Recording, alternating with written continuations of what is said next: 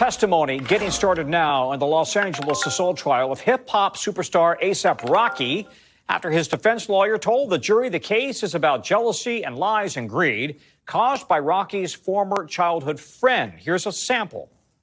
The evidence will show you it's nothing more than a money grab. Nothing more. A clear intent at extortion by Relly so he can funding this extravagant lifestyle of his. So you see A$AP, also known as Rakim Mayers, arriving at court as day one of the trial got started. Prosecutors accuse A$AP Rocky of pulling out a gun and shooting at an old friend known as A$AP Relly during an argument back in 2021. You're seeing surveillance video of what prosecutors say is that altercation caught on camera. The 36-year-old rapper is facing 2 felony counts of assault with a semi-automatic weapon. A guilty verdict could land him in prison for up to 24 years. Rocky is pleading not guilty. NBC News analyst Danny Cevallos joining me now. Danny, how strong of a case is each side presenting here today, and what do you make of what we've heard so far on day one? Well, the trouble with firearm possession cases, and especially use of firearm during the commission of a crime or even discharging a firearm, is that they're relatively easy to prove. You call a witness, that's the guy, he pulled out a gun, he pulled the trigger, and bullets came out of the gun.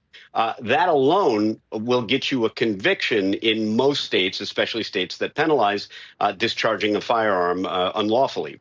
So that makes it a relatively strong case. But of course, in the chaos of that melee that you saw in that video, A$AP Rocky has some daylight because he might be able to argue that he may have been the victim, that the other guy was the aggressor. And in that chaos, he may be able to show that the government may not be able to show so easily that he did possess a gun and that he did pull the trigger.